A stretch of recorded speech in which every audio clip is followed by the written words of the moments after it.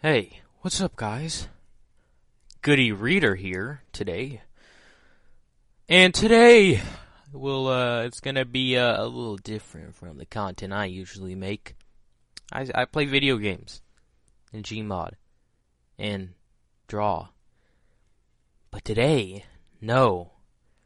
Today, we will be reading.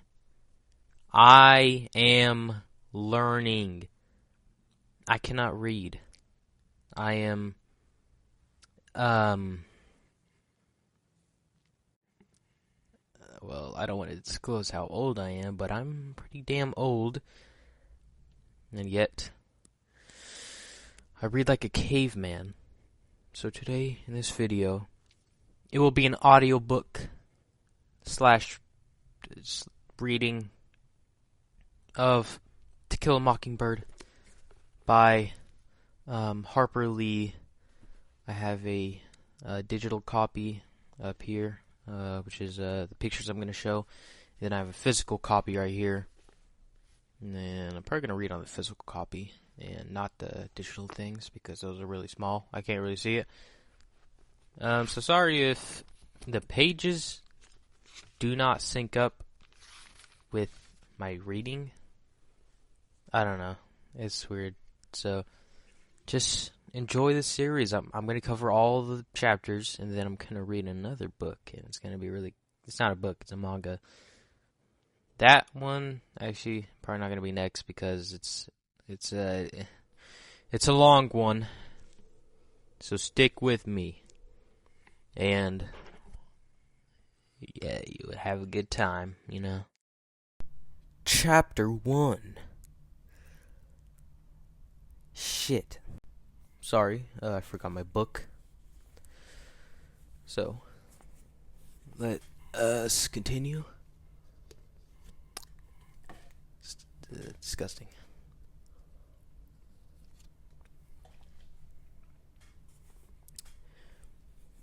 When he was nearly 13, my brother Jim got his arm badly broken at the elbow. When it healed, and Jim's fears of never being able to play football were assuaged, he was seldom self-conscious about his injury. His left arm was somewhat shorter than his right. When he stood or walked, the back of his head... Sorry. I get so caught up in my speech, I don't read. The back of his hand was at right angles to his body, his thumb parallel to his thigh. He couldn't have cared less, so long as he could pass and punt. When enough years had gone by to enable us to look back on them, we sometimes discussed the events leading to this accident. I maintain that the Ewells started it all, but Jim, who was 4 years my senior, said it started long before that. He said it began the summer Dill came to us, when Dill first gave the idea of making Boo Radley come out. I said if he wanted to take a broad view of the thing, it really began with Andrew Jackson. If General Jackson had to run the creeks up the creek, Simon Finch would never have paddled up the Alabama. And where would we be if he hadn't? We were far too old to settle an argument with a fist fight. So we consulted Atticus. Our father said we were both right. Being Southerners, it was a source of shame to some members of the family that we had no recorded ancestors on either side of the Battle of Hastings. Whoa, all we had was Simon Finch, a fur-trapping apothecary. Sorry, guys, I have trouble with words that are cut off. Maybe if the word is big, let's not put it. You know what? I can't fucking. Apothorite,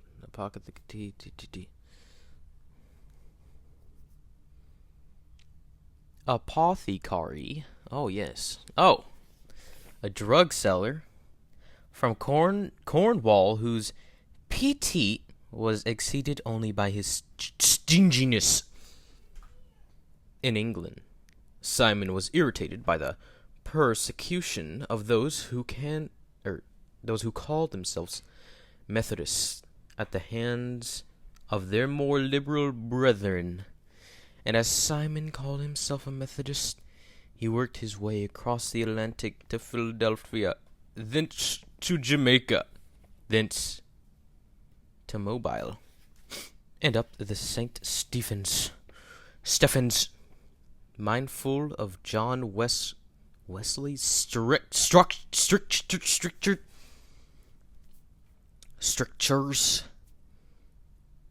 on the use of many words in buying and selling. Simon made a pile practicing medicine. But in this pursuit he was unhappy, lest he be tempted into doing what he knew was not for the glory of God.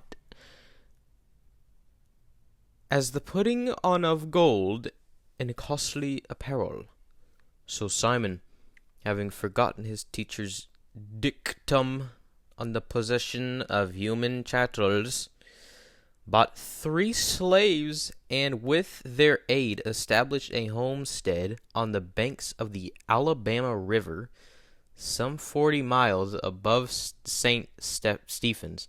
Stephens, I think it's Stephens. Stephens, yeah. He returned to St. Stephens only once to find a wife, and with her established a line that ran high to daughters. Simon lived to an impressive age and died rich. Boy, I do love some hard slave labor. It was customary for the men in the family to remain on Simon's homestead, Finch's Landing, and make their living from cotton.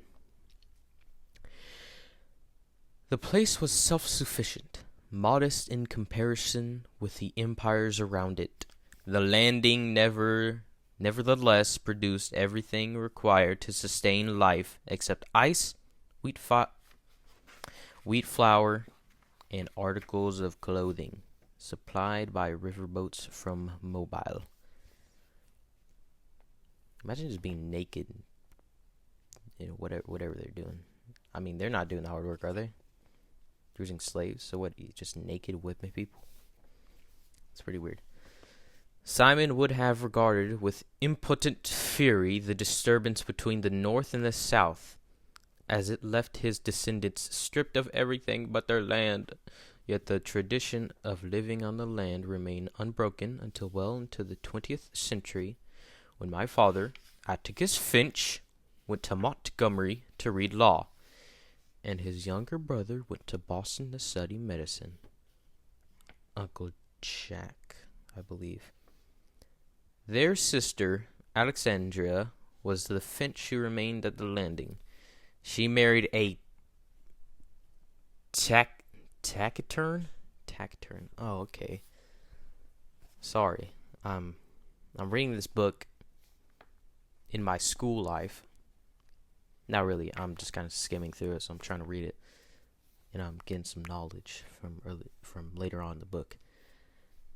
She married a taciturn man who spent most of his time lying in a hammock by the river, wondering if his trot lines were full. Oh my God. When my father was admitted to the bar, he returned to Maycomb and began his practice. Maycomb, some 20 miles east of Finch's Landing. Was the country seat of Maycomb County. Atticus's office in the courthouse contained little more than a hat rack, a spittoon, a checkerboard, and an unsullied code of Alabama. His first two clients were the last two persons hanged in the Macomb County Jail. Atticus had urged him to accept the state's generosity in allowing them to plead guilty to second-degree murder and escape with their lives. But they were Haverfords in Macomb County, a name synonymous with jackass.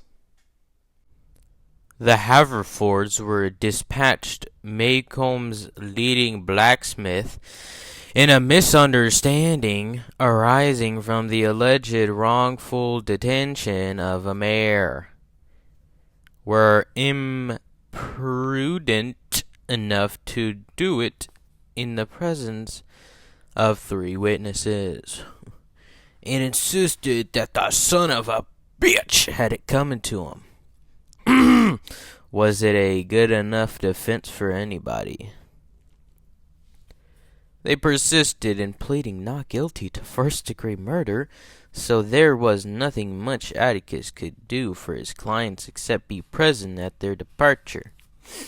An occasion that was probably the beginning of my father's profound distaste for the practice of criminal law. During his first 5 years in Macomb, Atticus practiced economy more than anything. For several years thereafter, he invested his earnings in his brother's education. So nice. John Hale Finch was 10 years younger than my father, and chose to study medicine at a time when cotton was not worth growing. But after getting Uncle Jack started, John, what's the name? You get me? Atticus derived a reasonable income from the law. He liked Macomb. He was a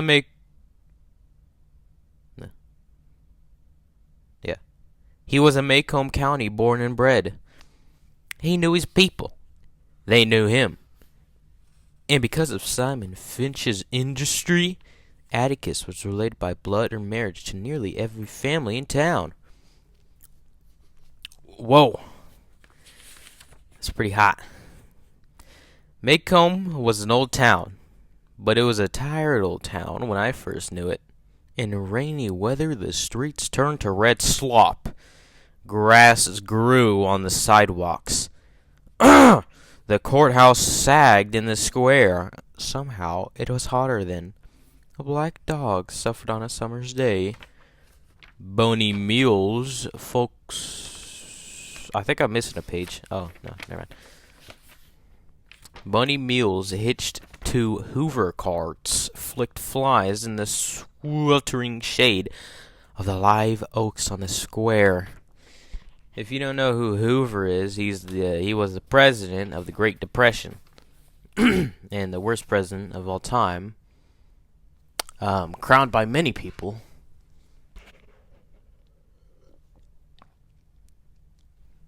Because he didn't do shit. That's when FDR took over, and shortly after, World War II happened. Men's stiff collars wilted by 9 in the morning. I never understood that line. What is that? Collars? Oh, not dog collars. Like, ladies bathed before noon, after their 3 o'clock naps, and by nightfall were like soft tea cakes with frosting of sweat and sweet talcum.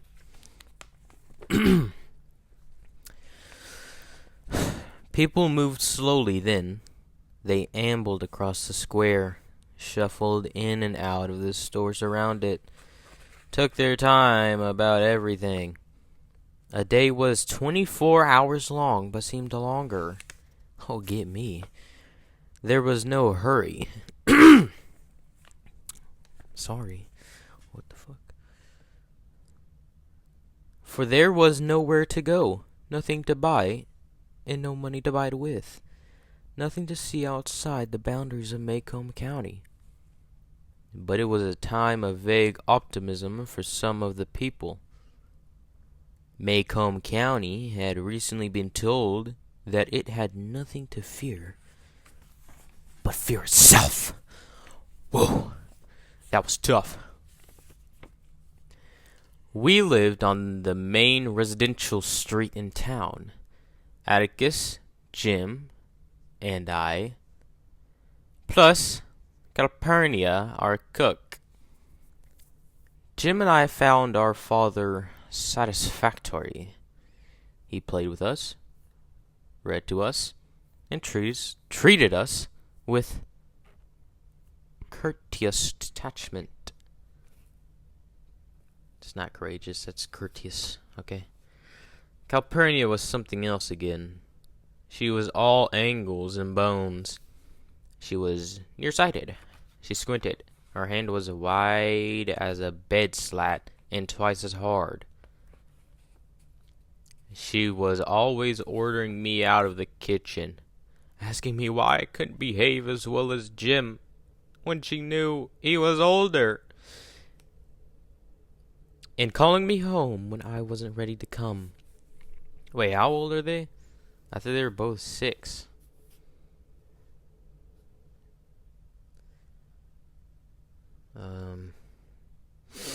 Our battles were epic and one-sided. Calpurnia always won, mainly because Atticus always took her side. She had been with us ever since Jim was born, and I had felt her tyrannical I know how to say that word. Presence as long as I could remember. I forget a lot.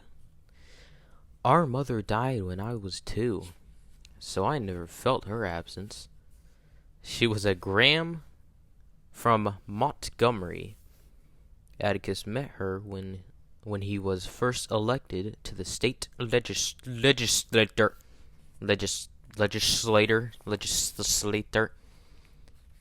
He was middle-aged then. She was 15 years his junior. 15 years his junior. What does that mean? I'm really not gonna be looking anything up besides the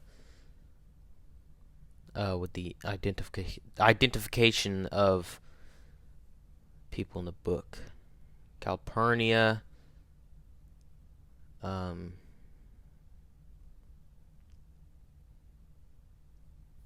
Yeah, okay.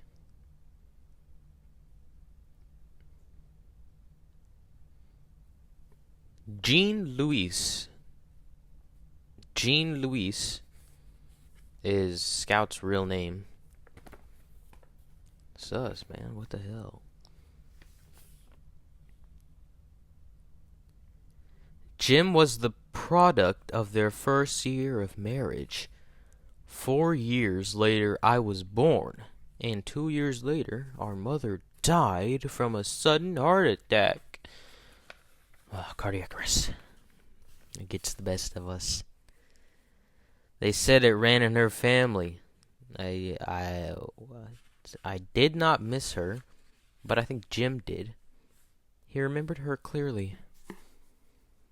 And sometimes, in the middle of a game, he would sigh at length, then go off and play by himself behind the car house. When he was like that, I knew better than to bother him. Yeah, it's called remembering. When I was almost 6 and Jim was nearly 10. Damn. 10? That's why he's so big. Shit. Crap.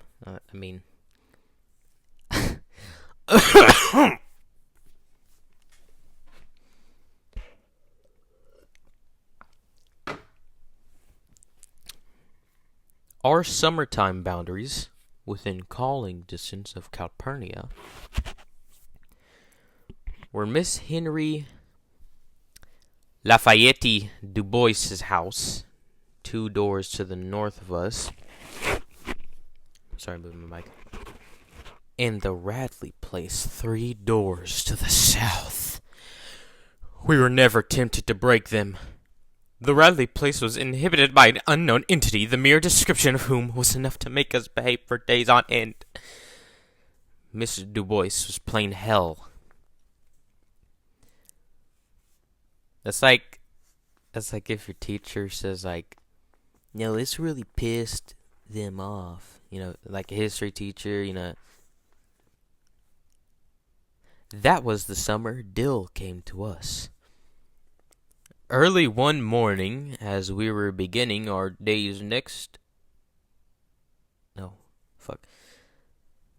day's play in the backyard.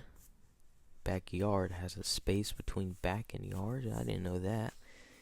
Jim and I heard something next door in Miss Rachel Havard's collard patch. We went to the wire fence to see if there was a puppy Miss Rachel's rat terrier was expecting. I thought it said ratchet. Instead, we found someone sitting, looking at us. Sitting down, he wasn't much higher than the collards. We stared at him until he spoke. Hey yourself, said Jim pleasantly. I'm Charles Baker Harris, he said. I can read. So what? I said. I just thought you'd like to know I can read. You got anything needs reading, and I can do it. How old are you? Asked Jim. 4.5? Going on 7. Shoot, no wonder then, said Jim, jerking his thumb at me. Scout's yonder's been raiding ever since she was born. And she ain't even started school yet. You look right puny for going on 7. I'm little, but I'm old, he said. Jim brushed his hair back to get a better look. Why don't you come over here, Charles Baker Harris? He said. Lord, what a name. It's not any funnier than yours. Oh, Rachel says your name's Jeremy Atticus Finch. Jim scowled. I'm big enough to fit mine, he said.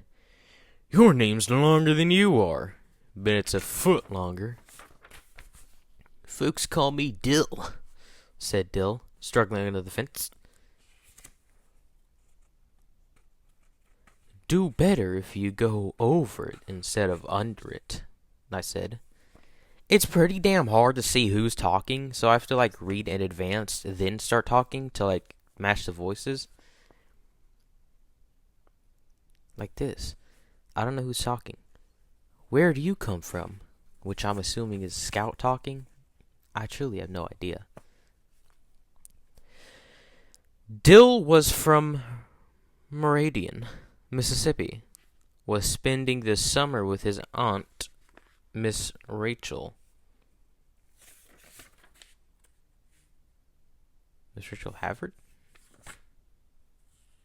Or is it just a Miss Rachel? Okay. And would be spending every summer in Macomb from now on. His family was from Macomb County originally. His mother worked for a photographer in Meridian, had entered his picture in a beautiful child contest, and won $5. Holy shit. She gave the money to Dill, who went to the picture show. Sorry, I worded that very weirdly. Who went to the picture show 20 times on it. What a beautiful boy. Yes, in the movie, his teeth are very big. Don't have any picture shows here, except Jesus ones in the courthouse sometimes, said Jim. Ever see anything good? Dill had seen Dracula, a revelation that moved Jim to eye him with the beginning of respect. Tell it to us, he said. Dill was a curiosity. He wore blue linen shorts that buttoned to his shirt. His hair was snow white, which we didn't get correctly, and stuck to his head like duck fluff. Okay, if you could see white in a fucking black and white movie, then it'd be white, buddy. Okay? He was a year my senior, but I towered over him. As he told us the old tale, his blue eyes would lighten and darken. His laugh was sudden and happy. He habitually pulled at a cowlick in the center of his forehead. In the movie, doesn't he have like a gigantic spike protruding out from the top of his head? Like, when Dill reduced Dracula to dust, like any Van Helsing, and Jim said the show sounded better than the book, I asked Dill where his father was. You ain't never said anything about him. I haven't got one. Is he dead? No. Then if he's not dead, you've got one, haven't you? Dill blushed, and Jim told me to hush. Ooh. A sure sign that Dill had been studied and found acceptable. Thereafter, the summer passed in routine contentment. Routine commitment was improvising our tree house that rested between giant twin chinaberry trees in the backyard, fussing, running through our list of dramas based on the works of Oliver Optic, Victor Appleton, and Edgar Rice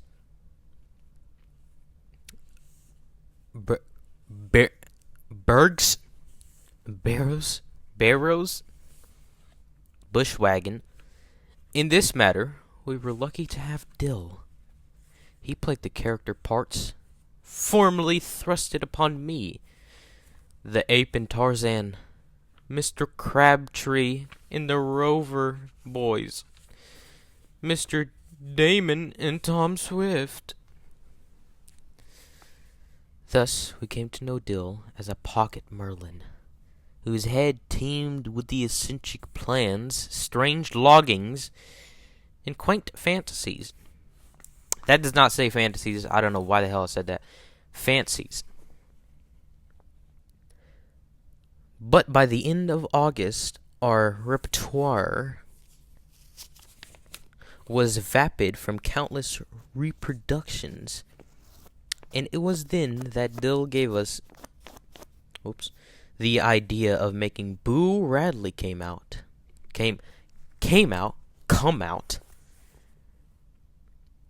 The Radley place fascinated Dill, in spite of our warnings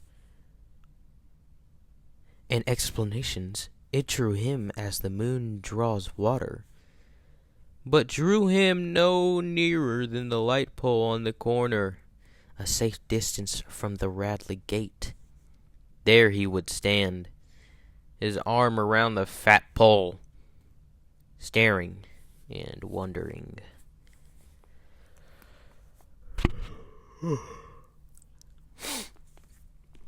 Read, man, it gets you tired. The Radley place jutted into a sharp curve beyond our house. Walking south, one faced its porch. The sidewalk turned and ran besides the lot. The house was low, was once white with a deep front porch and green shutters, but had long ago darkened to the color of the slate-gray yard around it. Rain-rotted shingles drooped over the eaves of the veranda.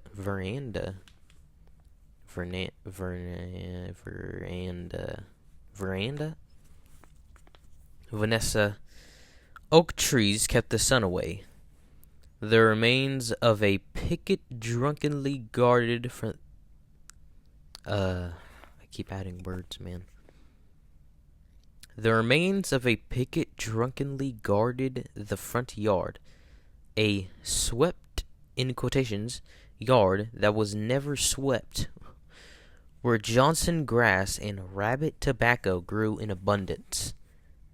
Inside the house lived a malevolent phantom. People said he existed, but Jim and I never seen him. Nuh-uh. People said he went out at night when the moon was down and peeped in windows. When people's azaleas froze in a cold snap. It was because he had breathed on them. Oh my god, that is so spooky. He's breathing? Whoa, shit. That's top tier. That's top tier horror. Oh shit. I just fucked myself. I've not been reading the chapter names. Oh no, this is gonna be so hard. That's okay. Any stealthy small crimes committed in Maycomb were his work. Once the town was terrorized by a series of morbid nocturnal events, people's chickens and household pets were found mutilated. Although the culprit was Crazy Addie, who eventually drowned himself in Barker's Eddie. What? People still looked at the Radley place, unwilling to discard their initial suspicions. A Negro would not pass the Radley place at night. He would cut across the sidewalk opposite and whistle as he walked. The Maycomb school grounds adjoined the back of the Radley lot. From the Radley chicken yard, tall pecan trees shook their fruit into the schoolyard, but the nuts lay untouched by the children. Wow, book, that's some writing right there.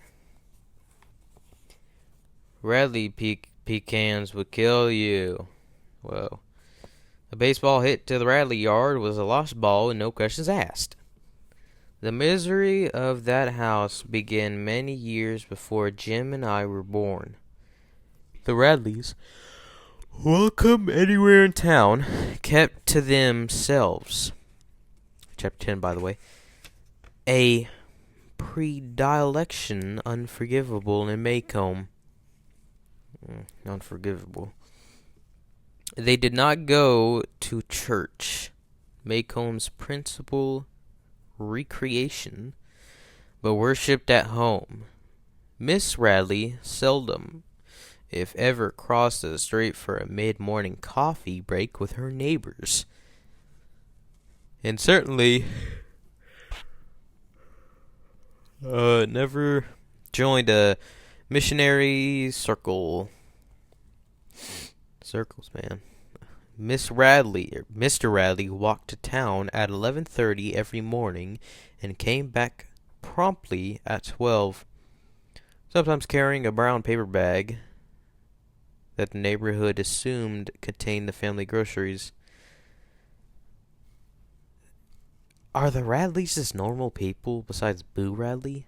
Doesn't Boo, fucking die? Who? I don't... I've gone far enough in the book that, I know his name's Arthur. Ugh. Crap.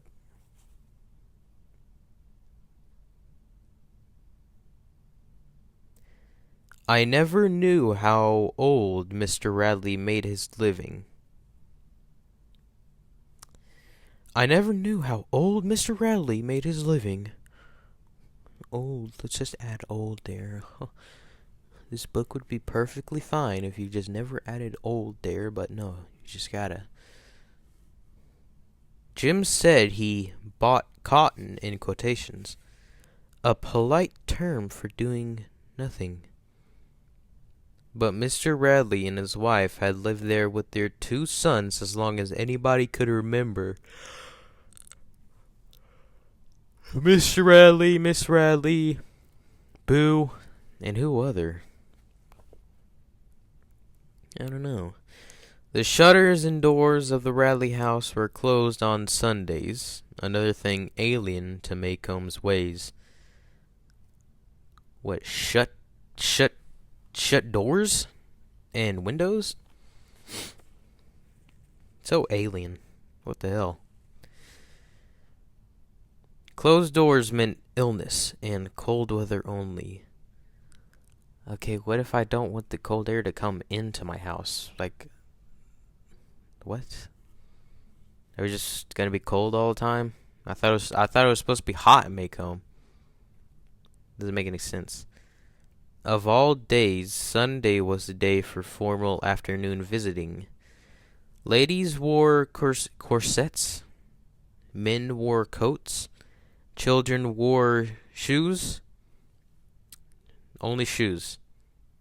If you're wearing anything else, you can't come to the afternoon visiting. Only shoes. But to climb the Radley front steps and call, "Hey!" of a Sunday afternoon was something their neighbors never did. The Radley house had no screen doors. Oh my God! Biggest crime in Maycomb. I once asked Atticus if it ever had any...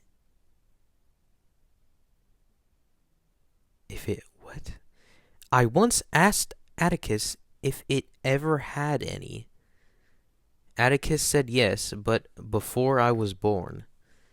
If it had any screen doors. Why are we so hooked on that? What the hell?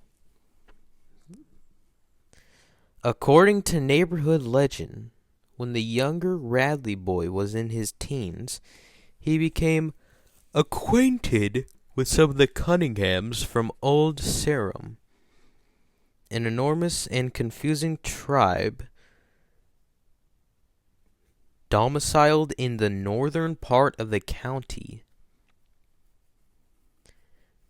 They formed the nearest thing to a gang ever seen in Maycomb.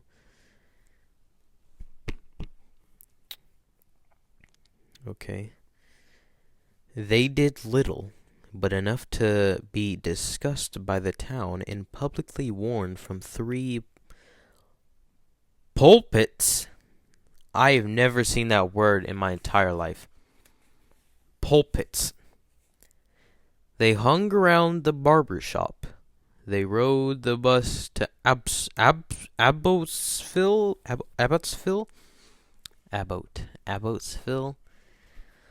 on Sundays and went to the picture show. Oh my God, picture shows of Jesus. They attended dances at the county's riverside gambling hell, the Dewdrop Inn and fishing camp. They experimented with stump pole whiskey. Oh my God. Nobody in Maycomb had nerve enough to tell Mr. Radley that his boy was in the wrong crowd. Is he that scary? Like, I don't understand if you're a child, but later on in the book, Jim and Scout just say hi to him. Like, let me look this guy up. Actually, what does he look like in the movie? I know for a fact this man, it's like old as shit. He has to have like a big beard. I'm imagining him. He does not. Oh, that's like, man. Okay, he kind of looks like an alien.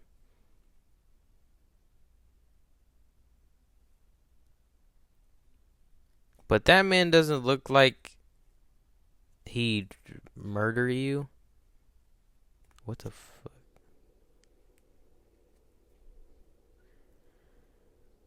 Oh, his nickname's Old Mr. Radley. Why are we just, like, adding... What the fuck?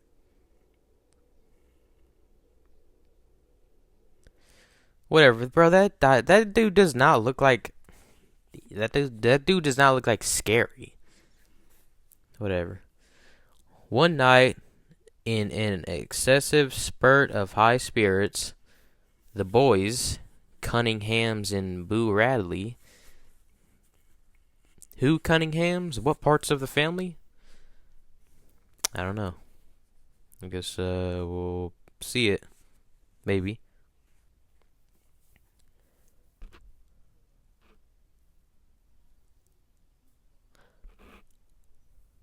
The boys backed around the square in a burrowed flivver, resisted arrest by Maycomb's ancient beadle, Mr. Connor, and locked him in the courthouse outhouse. The town decided something had to be done. Mr. Connor said he knew who each and every one of them was, and he was bound and determined they wouldn't get away with it.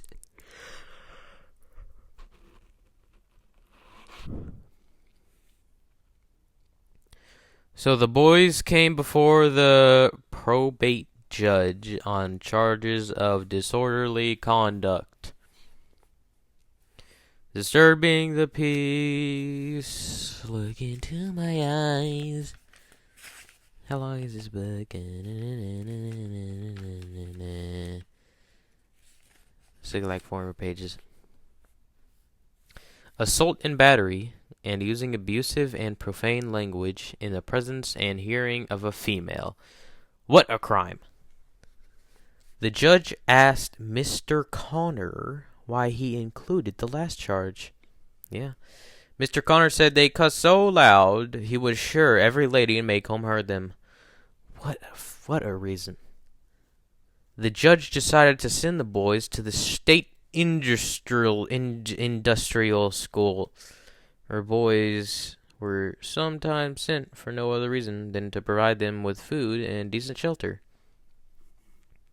Hey, just send him to a fucking prison. I mean, what? How old? It was no prison, and it was no disgrace.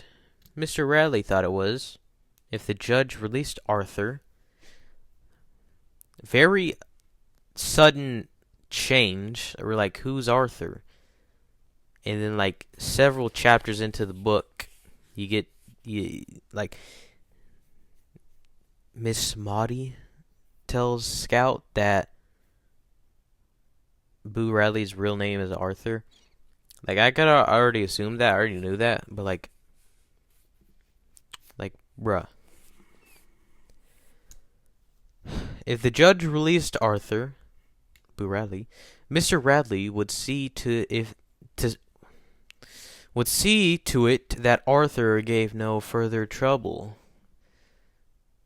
So who told Mr. Radley that his boy was in the wrong crowd?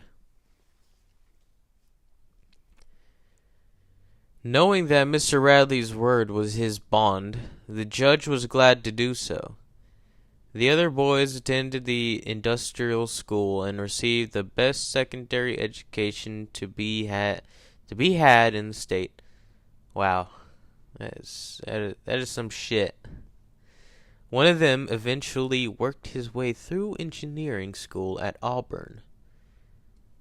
The doors of the Radley house were closed on weekends as well as Sundays, and Mr. Radley's boy was not seen again for 15 years. Holy shit, man. He just cucked his boy out of getting an actual education, and then what? Locked him in his room? Fucking zip up the key, lock in my pocket. But there came a day, barely within Jim's memory, when Boo Radley was heard from, and was seen by several people. but not by Jim. Jim. He said Atticus never talked much about the Radleys. When Jim would question him, Atticus' only answer was for him to go mind his own business and let the Radleys mind theirs. Yeah, that's a response they had a right to. But when it happened, Jim said Atticus shook his head and said,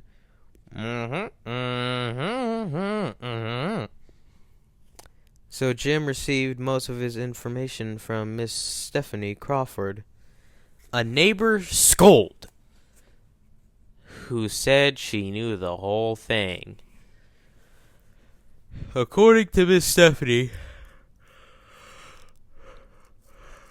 Boo was sitting in the living room cutting some items from the Maycomb Tribune to paste in his scrapbook. His father entered the room. As Mr. Radley passed by, Boo drove the scissors into his parents' leg, pulled them out, wiped them on his pants, and resumed his activities. Mr. Radley ran screaming into the street that Arthur was killing them all. But when the sheriff arrived, he found Boo still sitting in the living room, cutting up the Tribune. He was 33 years old then. My name is Noah. I'm a 33-year-old. Miss Stephanie said, oh my fucking God. Said, old Mr. Radley was no Radley. What? Miss Stephanie said old Mr. Radley said no Radley was going to any asylum or any school. Matter of fact, let's all just be dumb together, family. When it was suggested that a season in Tuscaloosa might be helpful to Boo, Boo wasn't crazy. He was high-strung at times. It was all right to shut him up, Mr. Radley conceded, but instead that, Boo not be charged with anything. What the hell are we talking about? He was not a criminal. The sheriff hadn't the heart to put him in jail alongside Negroes. So Boo was locked in the courthouse basement.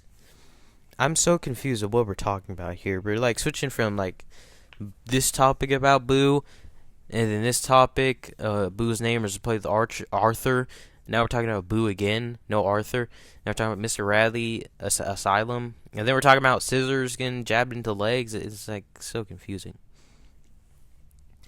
Boo's transition from the basement to back home was nebulous in Jim's memory. Miss Stephanie Crawford said some of the town council told Mr. Radley that if he didn't take Boo back, Boo would die of mold from the damp? The damp of what? Besides, Boo could not live forever on the bounty of the county. That was hate. Nobody knew what form of intimidation Mr. Radley employed to keep Boo out of sight. For 15 years, he locked him up like he must have been fucking chained him up like the god of war. But Jim figured that Mr. Radley kept him chained to the bed most of the time, just like I said. Atticus said no, it wasn't that sort of thing. That there were other ways of making people into ghosts.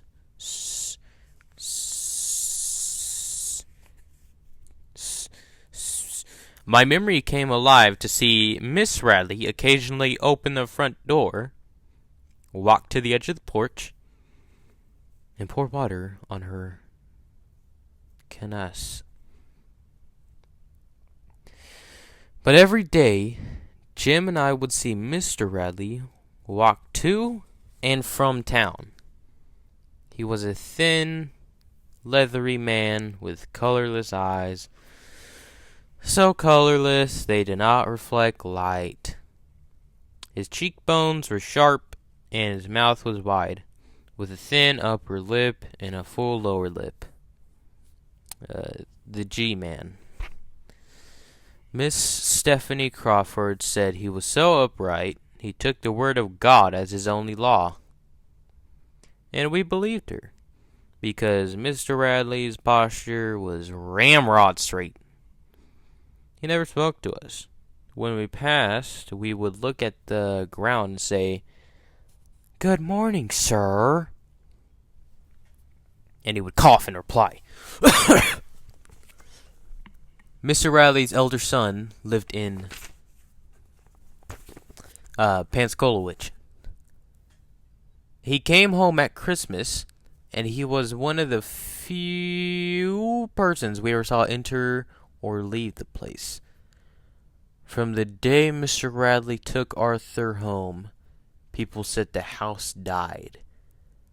But there came a day when Atticus told us he'd wear us out if we made any noise in the yard, and commissioned Calpurnia to serve in his absence, if she heard a sound out of us. Is it just me, or did I just not understand that sentence at all?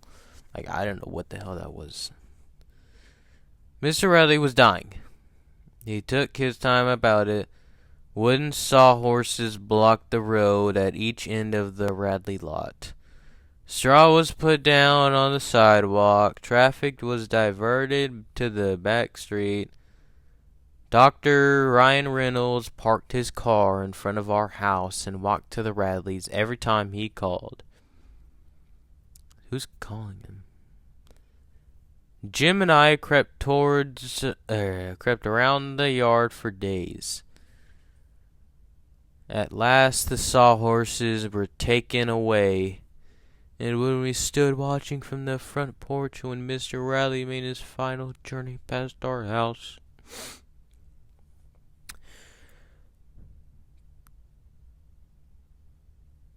"There goes the meanest man ever God blew breath into," murmured Calpurnia, and she spat meditatively into the yard. Holy shit. Bro, this is about to be like an hour long. We looked at her in surprise, for Calpurnia rarely commented on the ways of white people.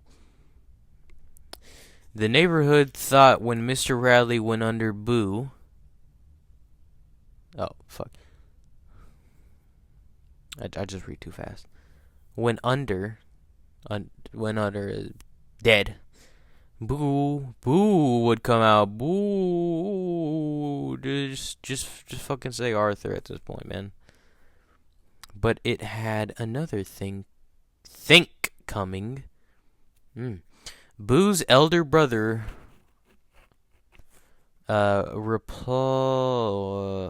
returned from Pankolowich and took Mr. Radley's place. Oh, what the fuck? The only difference between him and his father was their ages.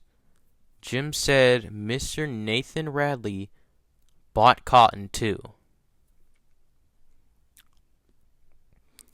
Mr. Nathan would speak to us, however, when we said good morning, and sometimes we saw him coming from town with a magazine in his hand.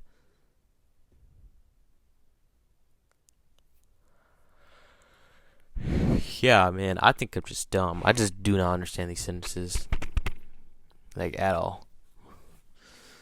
The more we told Dill about the Radleys, which is like 4 pages, the more he wanted to know. The longer he would stand hugging the light pole on the corner, the more he would wonder. "Wonder what he does in there," he would murmur. "Looks like he'd just stick his head out the door," Jim said.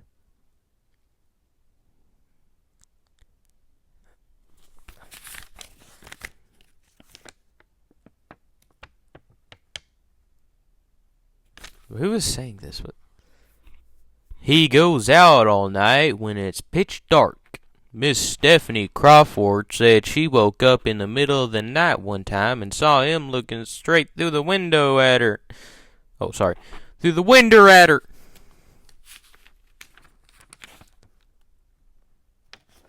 Said his head was like a skull looking at her. Ain't you ever walked up at night and heard him, Dill? He walks like this. Jim slid his feet through the gravel.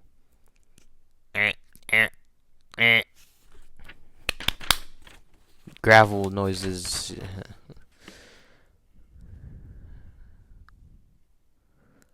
Why do you think Miss Rachel locks up so tight at night?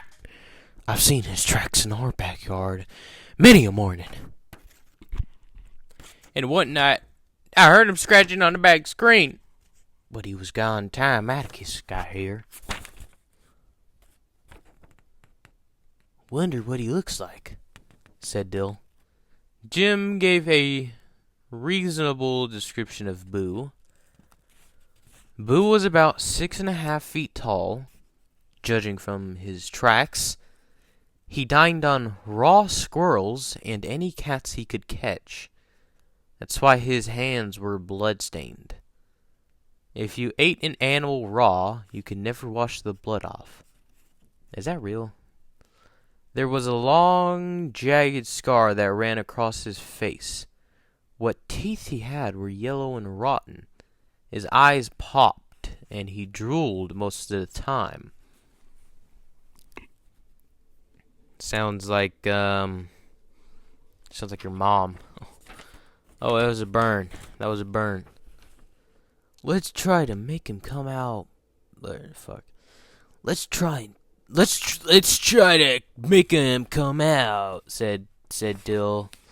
Said Dill the hedgehog. I'd like to see what he looks like. Jim said if Dill wanted to get himself killed, all he had to do was go up and knock on the front door. Our first raid came to pass only because Dill bet Jim, the gray ghost, against 2 Tom Swifts.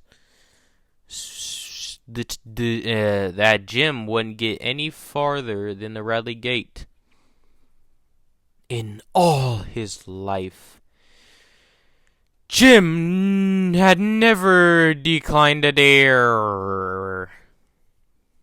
Jim thought about it for 3 days. Holy shit.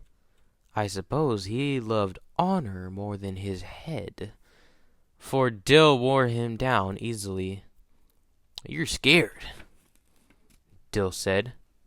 The first day, I ain't scared, I'm just respectful, Jim said. The next day, Dill said, you're too scared even to put your big toe in the front yard. So are they having like one-word conversations one day and then continuing the conversation the next day? Sounds pretty inefficient as a way to talk. Jim said he reckoned he wasn't. He'd pass a Radley plays every school day of his life.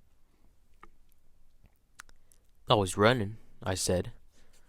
But Dill got him the third day when he told Jim that folks in Meridian certainly weren't as afraid as the folks in Macomb, that he never seen such scary folks as the one in Macomb.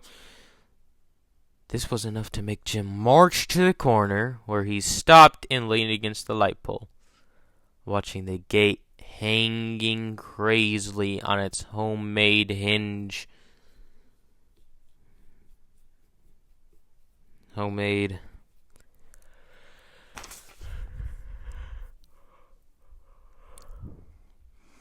I hope you've got it through your head that he'll kill us, each and every one, Dill Harris, said Jim when we joined him. Don't blame me when he gouges your eyes out. You started it, remember? You're still scared, murmured Dill patiently. Jim wanted Dill to know once and for all that he wasn't scared of anything.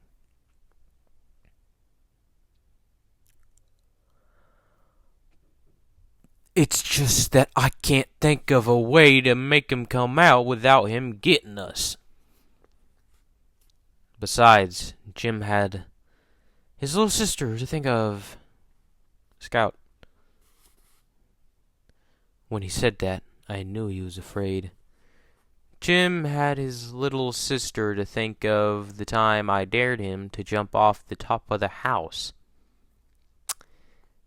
If I get killed, what would become of you? He asked. Then he jumped, landed unhurt, and a sense of responsibility left him until confronted by the Radley place. That's your sign, kids. Jump off of houses. You gonna run out on a dare? Asked Dill. If you are, then... Dill! You have to think about these things, Jim said. Let me think a minute. It's sort of like making a turtle come out. How's that? Asked Dill. Strike a match under him. I told Jim if he set fire to the Radley house, I was going to tell Atticus on him. Dill said striking a match under a turtle was hateful. Ain't hateful, just persuades them. Not like you chunk him in the fire. Hey, chunkin', you know, Jim growled. How do you know a match don't hurt him? Who is saying that? Turtles can't feel, stupid, said Jim. Were you ever a turtle? Huh? My stars, Dill. Now let me think. Reckon we could rock him. Jim stood in thought so long that Dill made a mild concussion. Concession? No, that says concession. I won't say you ran out on a dare, and I'll swap you the gray ghost if you just go up and touch the house. Jim brightened. Touch a house, that's all. Dill nodded. Sure, that's all now. I don't want you hollering something different the minute I get back. Oh, last page, 16. Yeah, that's all, said Dill. He'll probably come out after when he sees you in the yard. Then Scout and me'll jump on him and hold him down till we can tell him we ain't gonna hurt him. We left the corner, crossed the side street that ran in front of the Radley house, and stopped at the gate. Well, go on, said Dill. Scouts and me's right behind you. I'm going, said Jim. Don't hurry me. He walked to the corner of the lot, then back again, studying the simple terrain, as if deciding how best to effect an entry, frowning and scratching his head. Then I sneered at him. Jim threw open the gate and sped to the side of the house, slapped it with his palm, and ran back to us, not waiting to see if his foray was successful. Dill and I was following on his heels, safely on our porch, panting and out of breath. We looked back. The old house the same, droopy and sick. But as we stared down the street, we thought we saw an inside shutter move. Flick. A tiny, almost invisible movement. And the house was still. And I epically closed the book and laid on the floor. Wow, that was such a good chapter 1. I must say, I kind of messed it up. I think it was because I ate in the middle of reading, and that made me tired, and it messed me up. Yeah, I didn't exactly say I was a god at reading. Say goody reader or whatever. I don't remember. Slap my hands together. Yo, what's up, guys? If you enjoyed watching this video, oh, my mic. Like and subscribe and share, and give me 5 stars. And I'll see you guys later. If you want to see chapter 2 and 3 and 4 in all 2,000 chapters of this book. And don't listen to any other audiobooks. This is the only one you need, coming from a trusted source of me. Goody God. Yep. Alright. See you later.